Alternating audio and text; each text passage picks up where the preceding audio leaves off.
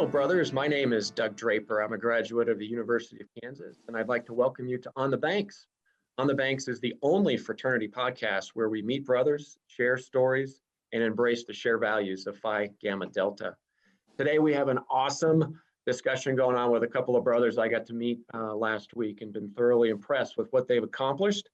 And I'm excited to share it with everybody here. So we're going to talk about an event that they put together many years ago called Bike for Alz. Alz stands for Alzheimer's. And I think the show title is one that we came up with, guys, last week was "It's Time to Do Something Different." And we can explain what that means here in a few minutes. But before we get into it, I'd like to welcome Tyler Drury and Charles Vittitow. They're both graduates from University of Western Kentucky. Chaz was 2011, and Tyler was 1 year behind at 2012. So, gentlemen, brothers, thanks so much for joining us. I really appreciate it. Thanks for having us. Nice.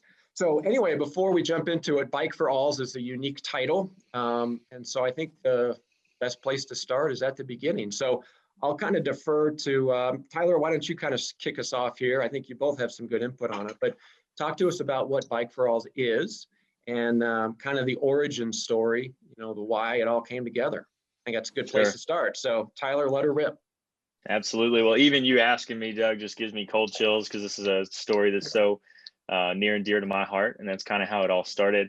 I think to really appreciate where Bike for Alz came from, it's important to know I'm an only child on one side with my parents. My mother's also an only child. So it's very close with my grandparents on that side. The only grandkid, spent a lot of time with them growing up. And really my papa was a big inspiration to me as a kid. He taught me how to work hard. He taught me how to garden. He taught me how to build things. And he was retired when I was born. So I had a lot of time with him. What I started to notice is in high school, he was diagnosed with dementia, and that started to taper on as I moved forward. And, it was one of those things where I had an unhealthy grandparent, and I think a lot of people go through that, but I didn't really understand what that meant until I had been selected for a summer program in Japan after my senior year of high school. And before I left, my parents set me down and they said, "Hey, before you leave to go halfway around the world, what are we going to do if your papa passes while you're gone?" And that's when it really hit home with me that this was serious. This was kind of an end of life situation, and that my grandfather could be taken from me at any moment. And I think I spent a lot of that summer. I didn't know how to speak Japanese when I went to Japan.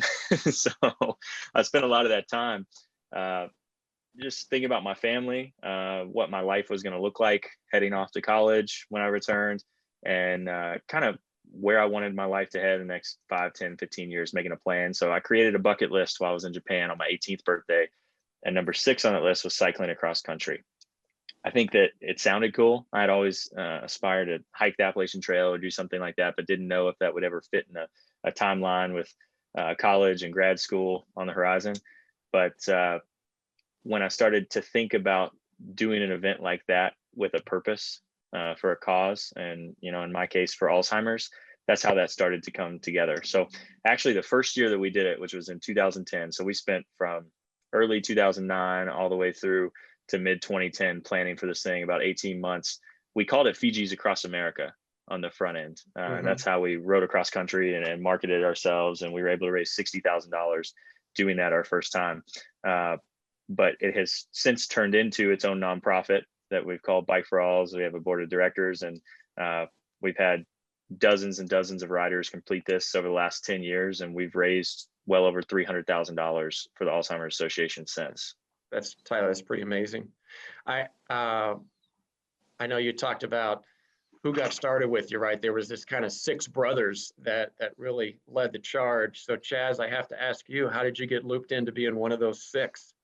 Tell me what your reasonings and passion was, because I know the chapter is a lot bigger than just 6 brothers. So tell me your interest. Yeah, well, Tyler was obviously one of my really close friends. And I think, I can obviously touch on this more, but one of the main reasons I joined Fiji to begin with was because I really was impressed by the other young men that were signing up for the colony at the time. And Tyler was just one of those guys that I kind of latched onto and said, "Oh man, this this guy wants to do something with his life. I want to do something too, but I feel like I'm stuck. I can't do it alone. And when he said, hey, do you want to ride your bike across America? That was kind of enough for me at the time. It's like, heck yeah, I want to ride my bike across America. That sounds like an awesome adventure. For me, my grandmother has since passed from Alzheimer's, but she was kind of in the early stages of dementia. And so that was another thing that kind of tugged at me, was she was already starting to forget who I was a lot of times. And there was just the slow, painful process of that disease was hitting me. And the adventure alone probably would have been enough. But then when Tyler kind of told me that this is what we're going to ride for, then I was like, yeah, bro, let's do this thing. I'm in. So. Yeah, that's cool. I think most college pledge brothers and chapter brothers would say, hey, are you interested in going to get a Chipotle burrito? But Tyler, you take it to the next level, man. That's cool. And it's really nice that you guys had a common bond with that and had family members that were impacted and really went through. So it's a good story. So let's talk about kind of the adventure itself, right? So you spent 18 months getting ready. You pick a coast to start. Talk to us and walk us through kind of how things went. I know there's some brothers you met along the way, some interesting people that were not related to the fraternity that impacted your lives. And how the heck did you make a journey across the country on a bike, right? That's amazing. Why don't you talk about the journey itself a little bit? I'll start off, just tell you a little bit about the route, our timeline, and what a day looked like. But we picked a route that there's a Trans-American route that starts in Oregon and goes to Virginia, and then there's a route that starts in Southern California and goes to Washington, D.C. And we kind of combined those two.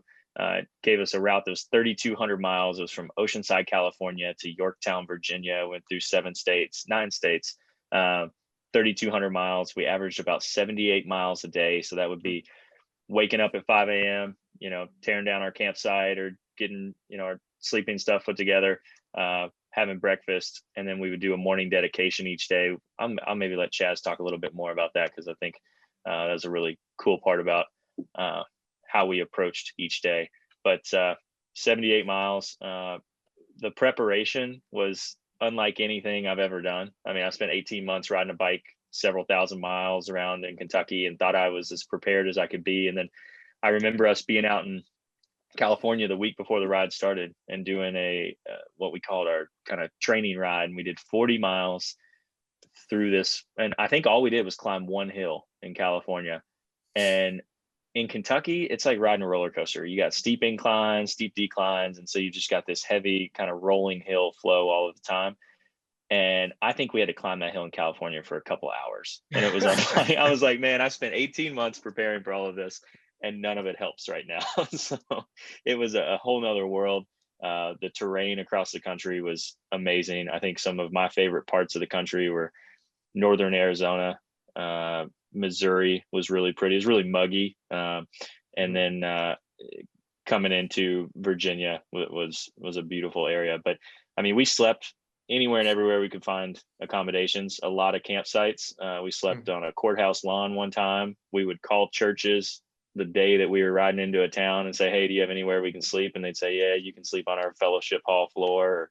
And they'd bring people over and have potluck dinners for us. So it was really pretty amazing. I think we had a lot of preparation, but having been the first time we had ever attempted this, there was also a lot of times where you're just flying by the seat of your pants and doing whatever you can to get to the next day. Yeah. I think when we were talking earlier, I think you guys, Tyler, I'm not sure if it was you or Chaz, but a quote from Mike Tyson: everybody's got a plan until you get punched in the face, right? So when you're talking about that 1 hour or 2 hour hill climb out of California, that's kind of what I was thinking. Yeah, I would say that was my experience. Was when we were training, there was this, I forget the name of the hill, Tyler, you might remember it, in Bowling Green, that we would ride all the time. But anyway, it was kind of this one killer hill, but at the end of it, you always had a really nice steep incline. So our steep decline. So Tyler was right. In California, we kind of got punched in the face before we even started the ride. But the one thing you cannot train for, and if anyone's looking to ride their bike across America, you could ride, hundreds of miles a year or a month, whatever, but you can't train you're behind for how sore it's going to get after you're in the saddle for 3 or 4 days in a row. That is one thing that you never get used to, because as the ride progressed, you kind of just get in better and better shape. You get to the point where your legs don't get super tired, even if you're climbing a hill. But every single morning I got in the saddle, the first 15 miles, my rear end was just in so much pain. So I just can't emphasize that enough. Just be ready for that. Yeah. But yeah, we would do things like I remember we would all wake up early and go to this spin class at West Kentucky's gym. And there was a lot of people who got behind us. There was a ton of people who reached out to us and said, hey, I did this. I rode my bike across America once. Let me sit down and talk to you guys. There was this older guy at a church in Bowling Green that had us over and kind of showed us a video of his ride. And there was a lot of people who gave us a lot of support just to say like, hey, you guys can do this. It's going to be okay. And then we just tried to, we were busy college students at the time. I was the president. Tyler was the treasurer. We were, just started a new chapter on the campus, and it was a busy time. So we did the best we could. At the end of the day, we just had to get out there and ride. And then we got enough momentum to get to the other side of the U.S. So yeah, that's great. And I'll come back real quick to sure. the dedications part of the day, which I think was probably the most special part of it for all of us. We had a thing on our website, and we'd posted on Facebook and taken stories from other families and people that have been affected by Alzheimer's, and we collected those together. And so whether it be 1 or 5, we would pick certain days. And I mean, for instance, my grandfather passed on July 10th. And so that day was the day that we get dedicated to him. But each morning we would wake up, and after we had had breakfast and we had gotten dressed, and we had put the I think it's called Belgian butter. It's like this like lotion you put in the pad on your bike, like the butt padding of your cycling shorts. And like Chaz said, I don't think there's anything that prepares you for that, but we tried anything and everything people had invented. Anyway, we were preparing for the day, and then we would have our dedication. So we'd gather as a group, we'd say a little prayer for the day and good health and, good weather. And then we would record a video dedication for that day, and we'd upload it on YouTube. And we'd have families all across the country sharing the story of what we were doing and their family members and what their life had meant to them.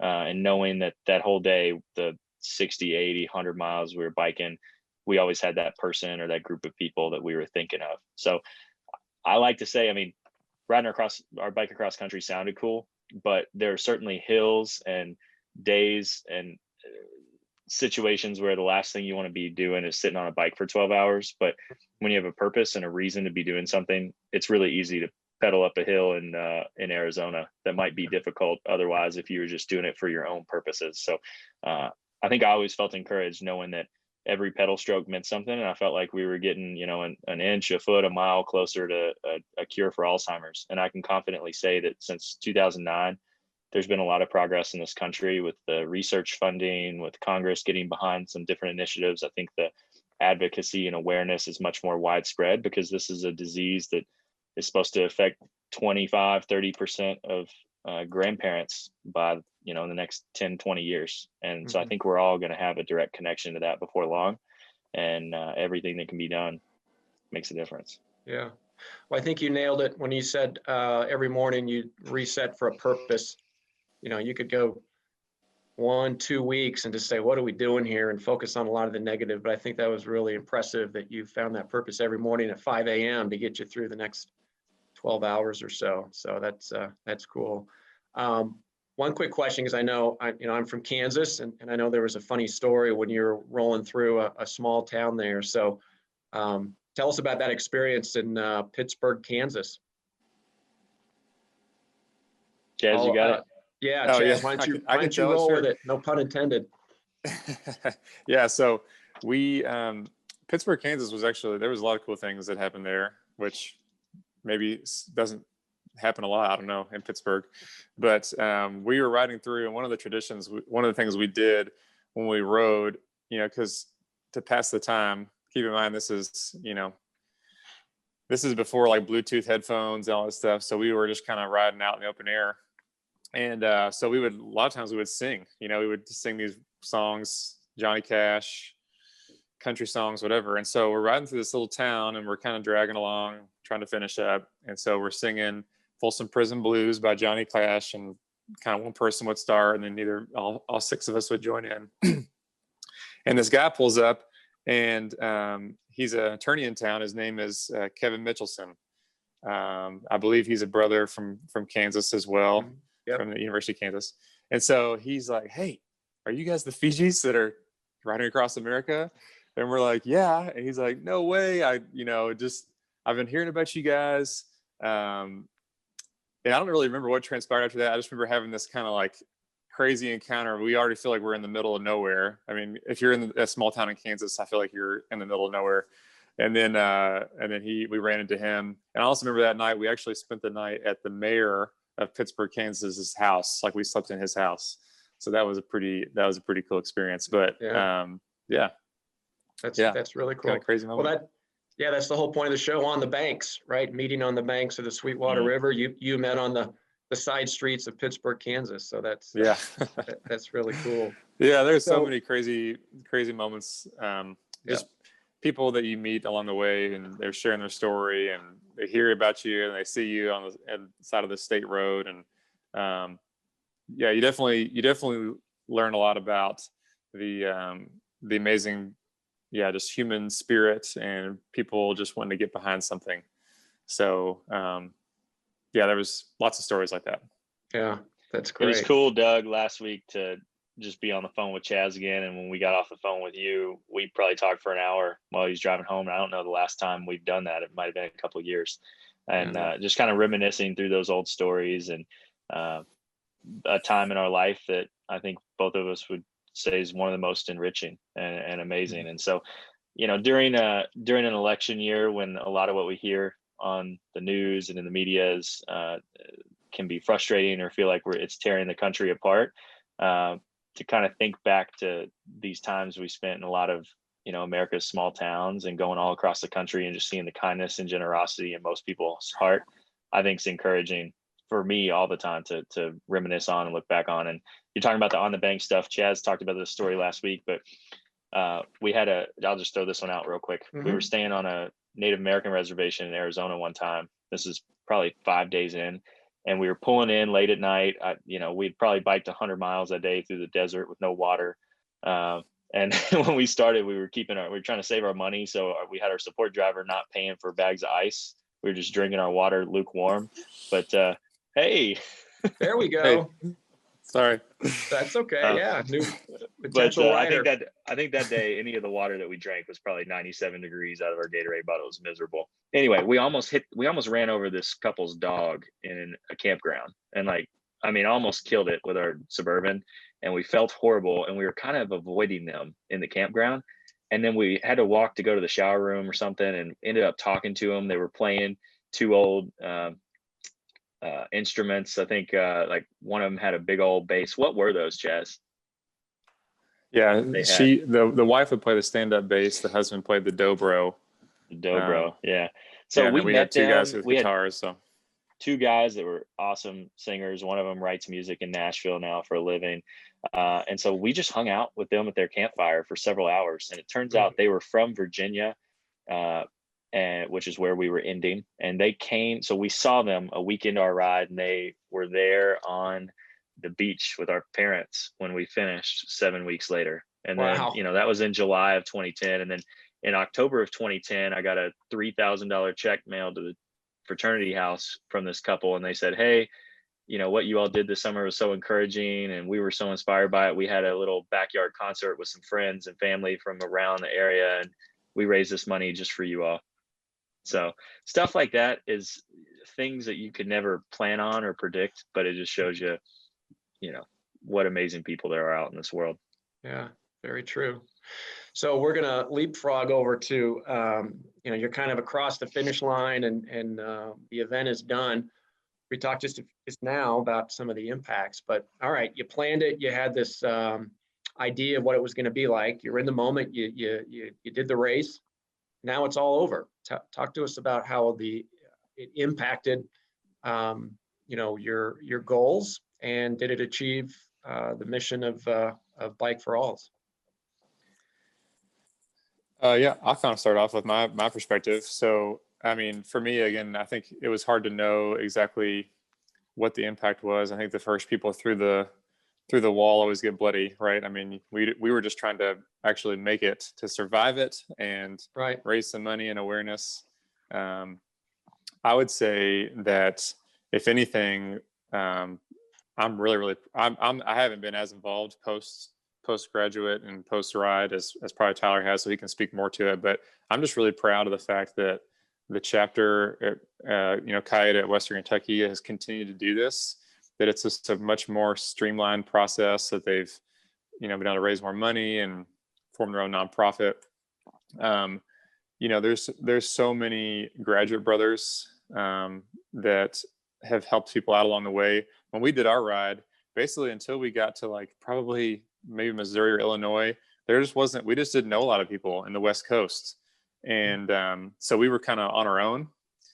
And now there's just so many other chapters who have said, hey, we want to help you guys out. Hey, let's get you in contact with us. We'll start these events for you.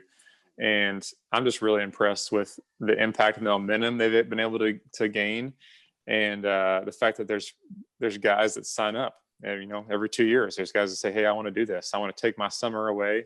I could be working, I could be getting experience for whatever graduate school or job I'm trying to do. But instead, I want to be a part of something bigger than myself and be a part of an adventure of a lifetime. And so I think when I first finished the ride, I just felt like, okay, we did this bike trip. We raised some money. We had some cool experiences.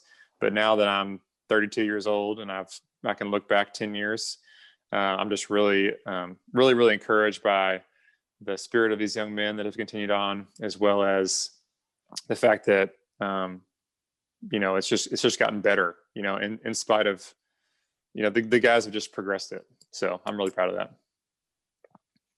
Yeah, that's great. Tyler, what's your thoughts now that it's over in the moment? Did you accomplish what you had set out to do? Yeah, I mean, I think that and then some. Really, when I conceptualized this whole thing, I just wanted a group of us to do this one time and raise some money. But seeing the evolution of the ride, when we finished, I remember the day that we finished in Yorktown, Virginia, and we touched our front wheels to the Atlantic Ocean after biking 3,200 miles, and we kind of all got together, and what we took away from that, kind of last moment together was, we might have pedaled the whole country and biked across country, and we felt like we had accomplished our goal, but really the goal was to see an end to Alzheimer's disease, and that hadn't happened. And so we knew that there needed to be more that came out of that, whether that be just in our personal lives for advocacy, or maybe inspiring the next group of young men to continue the tradition. And I remember Chaz was president before I was, so he graduated, a year after we did this. And in 2012, when I was graduating, I had been president before, and I just remember telling everybody in the chapter, Alzheimer's was the thing that I cared about. It's what I was passionate for and what I decided to dedicate my time to. And I didn't care if Chi-Eta ever did anything for Alzheimer's again. I just wanted the men in our chapter to continue to be philanthropic and to do things they were passionate about, whether that be breast cancer research, veteran-based funding. I mean, it doesn't matter to me. If this whole bike ride switched tomorrow to benefit a different purpose, I'd be just as happy knowing that young men are committing to something bigger than themselves and putting time and effort into, making a difference in this world. But it certainly makes me proud to look back and see where we started, where we've come from, and to know that I could probably not keep up with these guys for a day on the bike anymore. By the time they get to Kentucky, I try to join them whenever they come through. But I think the best part for me is that when you lose a grandparent, a loved one, anybody that it can oftentimes be, a sad memory, something that's discouraging to look back on, something that maybe makes you cry out of sorrow or longing for that person.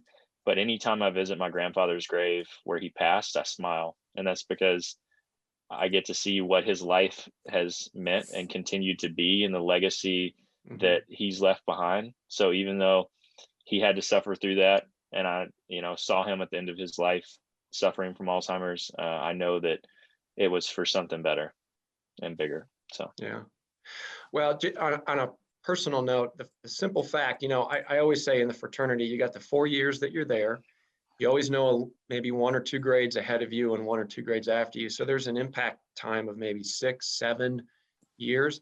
And the simple fact that this didn't disappear, right, in the sense that it wasn't a short-term gig, and it's sitting here, it's living and breathing, it's continued, and you guys are not driving the boat anymore. This validates how impactful this was to your chapter.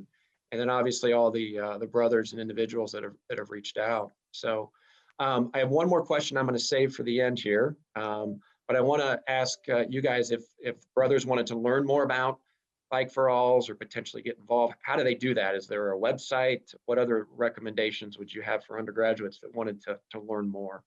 Sure. So you can visit bikeforalls.org, and there's all kinds of information, including the route, past rides, things that are upcoming. Unfortunately, with COVID this summer, it was canceled kind of last minute in May, which I hate for some of the guys that had committed their summers and may not be able to do it, but they'll be looking to come back strong next year. And, I think there's always an opportunity to join the guys as they continue across country for segments of the ride, for a day, to host events, to get involved, to put somebody up and lodge them for the night, to do a fundraiser in your hometown, all sorts of opportunities like that. So bikeforalls.org. Nice. Excellent. All right, guys. So here's the last question, right? So you're looking back, you're 32, 31 years old, you got a career. Chaz, you got a beautiful young daughter there that decided to make a cameo. Yeah, they might be more to pop in. So yeah, no worries. That's the point. So Chaz, I'll start with you. So you look back, right? What advice would you give your 20-year-old FIGAM self as you've gone through the chapter and really gone out and done something unique and different? What advice would you give yourself? Yeah, I would say, we're all always so unsure of ourselves as young men. I mean, even still, right? That never ends. And so coming into college and things, I was, I had done okay in high school and done a few different things, but when I met guys like Tyler and other guys in the chapter, it just opened up so many doors for new and exciting things to happen. So I would say, like, to my 20-year-old self, I would just tell him, like, listen, anything's on the table. You want to do something, you want to ride your bike across America, you want to go do something big, like, it's possible.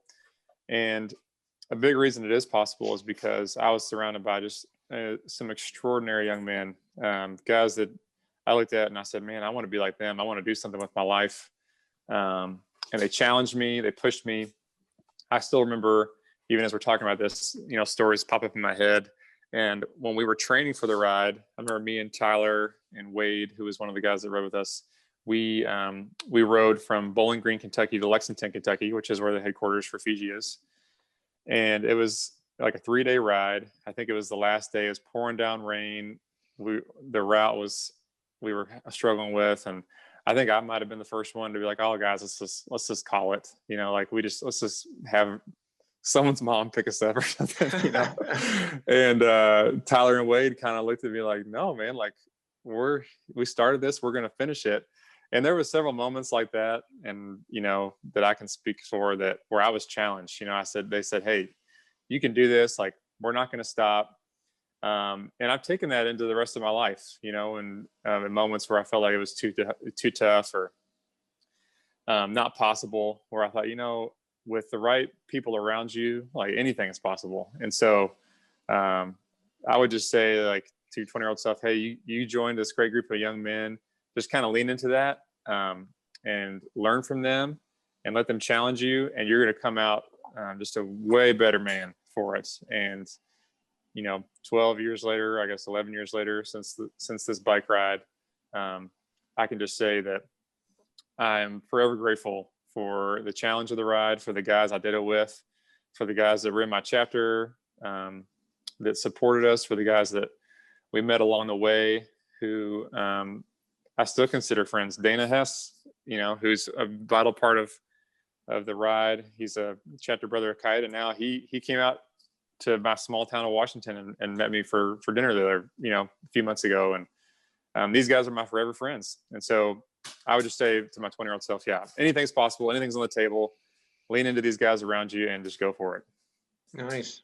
Very good advice. Good advice. Yeah. Tyler, you're up.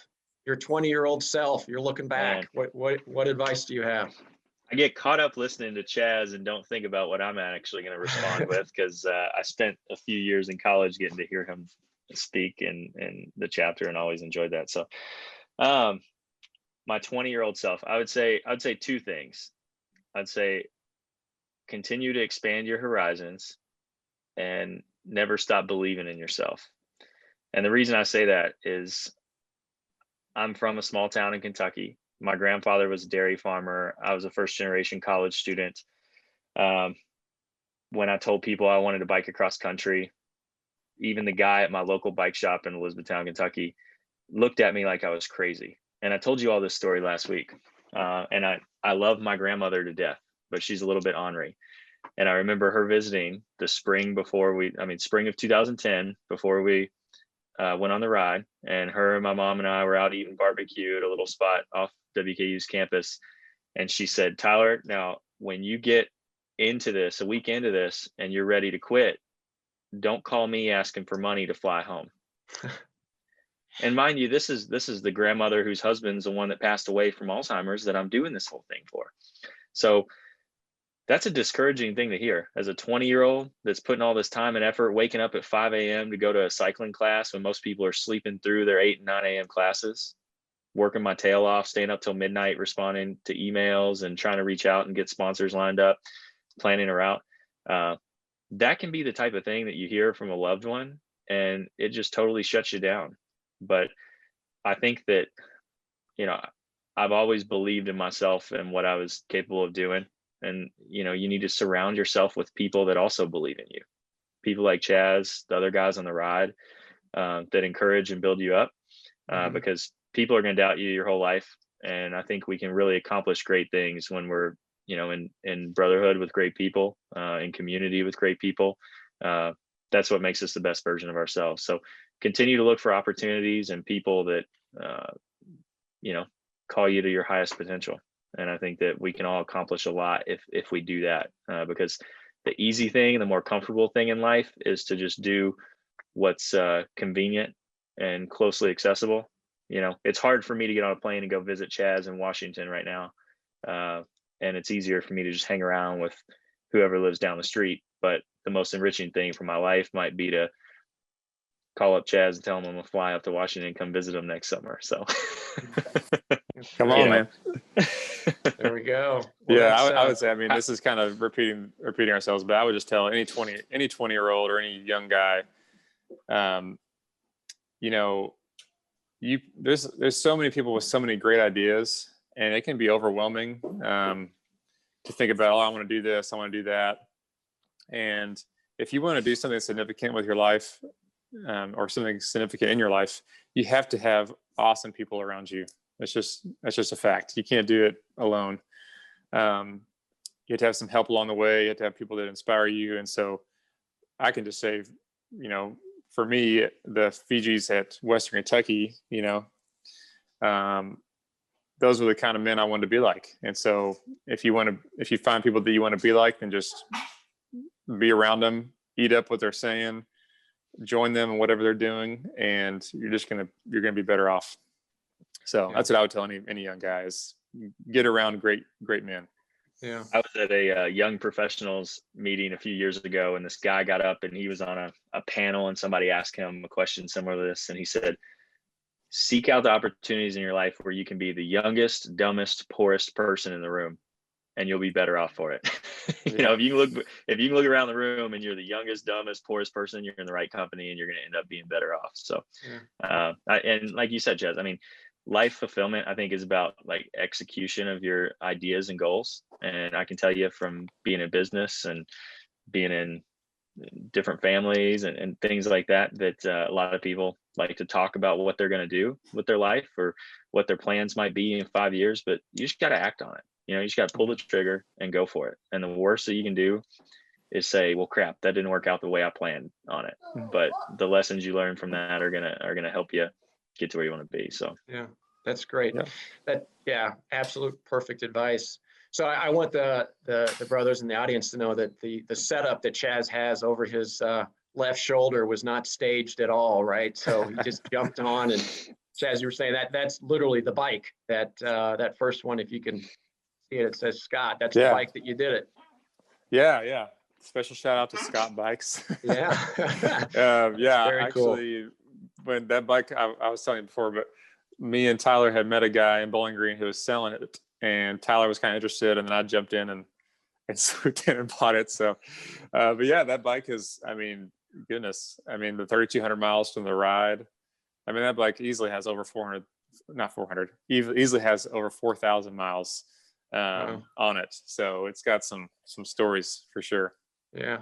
Well, you guys have been terrific. What you've accomplished when you started as undergraduates to where the organization is now is absolutely super impressive. You know, when I spoke to you guys last week, I was like, we definitely have to have you on. So I can't thank you enough for sharing your story, talking about the influence it's had in your life, and certainly encouraging other brothers to stand up and just go for it. So thank you, Chaz, Tyler. Appreciate you joining us today. And I'd also like to thank all of you for joining us today on the Banks. We look forward to seeing you again. We're going to meet some new brothers, hear some amazing stories, and really talk about shared values of the fraternity. So until next time, just want to say I'm mighty proud to be a Fiji. Take care.